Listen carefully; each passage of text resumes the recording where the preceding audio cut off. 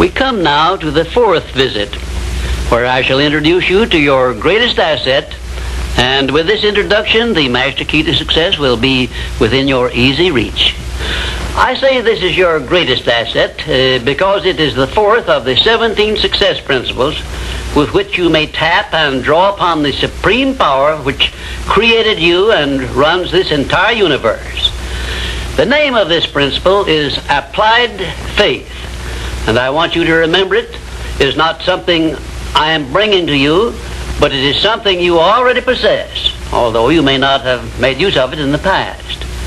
And now let me tell you what applied faith is and what you can do with it. Applied faith is the mental attitude wherein you may clear your mind of all fears and doubts and direct it to the attainment of whatever you desire in life. In our first visit, I told you that you and I and every person were blessed with the privilege of complete control over but one thing, and that is the exclusive right to take possession of our own minds and direct them to the attainment of whatever we desire in life. Applied faith is a mental attitude we must cultivate and maintain before we can take complete possession of our minds. It is the means by which we may break the seal of that envelope I mentioned in our first visit and take full possession of the 6 forms of riches we get in return for taking possession of our minds and using them.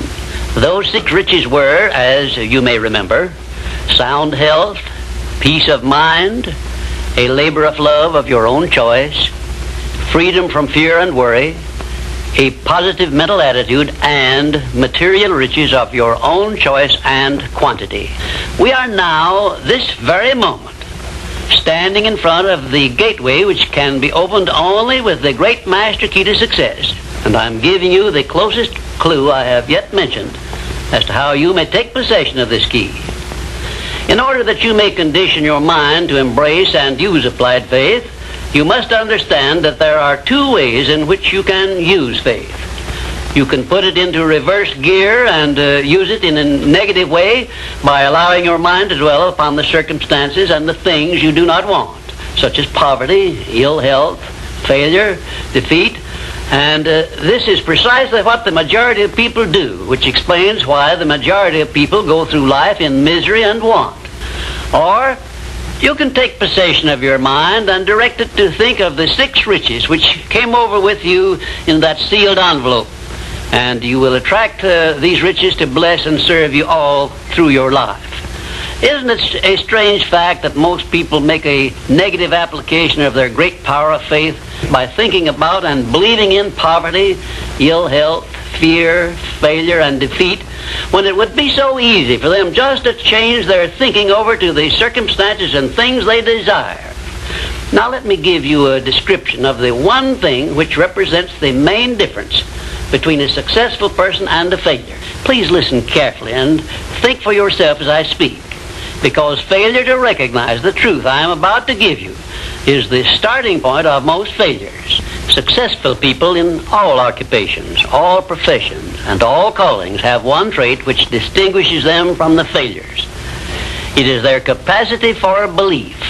The failures see the hole in the donut, but do not see the donut around the hole. The successes see the hole also, but they see the donut around the hole. Thomas A. Edison believed that he could perfect an incandescent electric lamp, and despite the fact that he failed over 10,000 times before he was crowned with success, he made his belief uncover the secret for which he was searching. Give one guess as to how many times the average person must fail before he quits. Fails because of the lack of capacity for belief. How many times can you meet with defeat before you give up the ghost and quit? Henry Ford believed he could build a self-propelled vehicle which would take the place of the horse and buggy.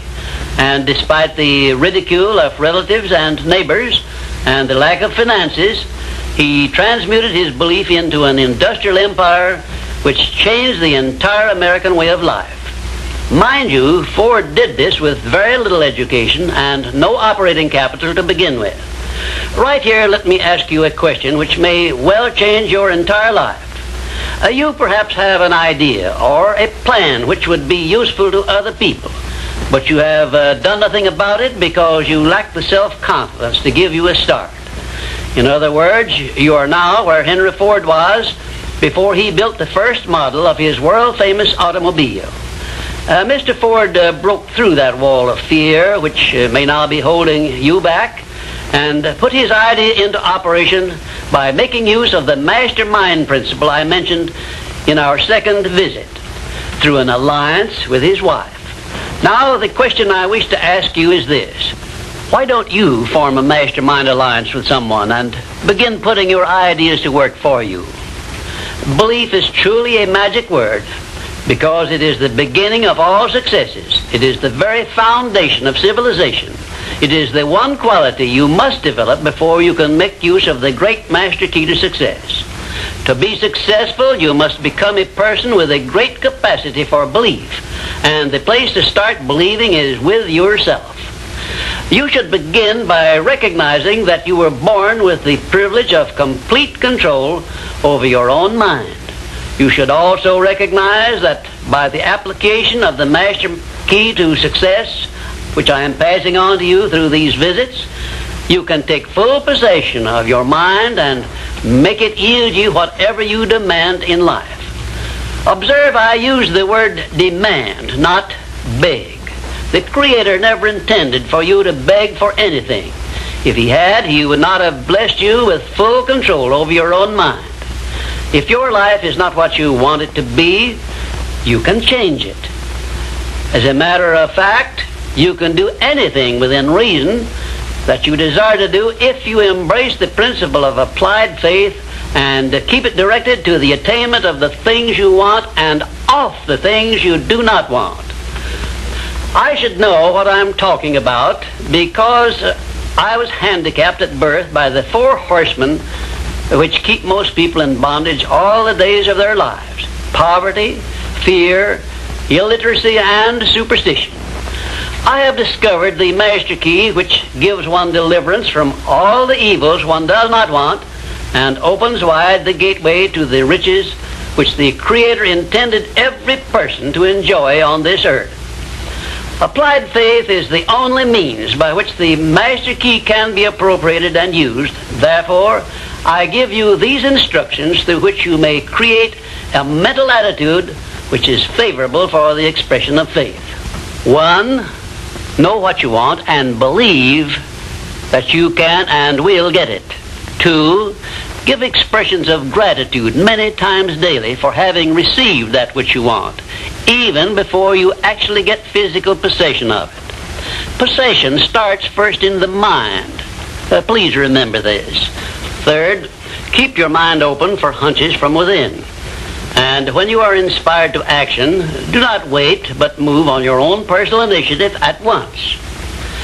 Remember, there can be no application of applied faith without action. 4th, when overtaken by defeat, as you may be many times, remember that man's faith is tested many times before he is crowned with final victory. And accept your defeat as nothing more than a challenge to keep on trying. And 5, a burning desire for the things or circumstances you want is the starting point of all applied faith. Be definite, believe, and act. And keep on acting if at first you meet with defeat. 6, when doubt creeps into your mind, remember that whatsoever a man believeth, that shall he also reap. Remember, faith is not something you get. Faith is something you already have. But you may be using it in reverse gear by believing in the circumstances and things you do not want, the things you fear.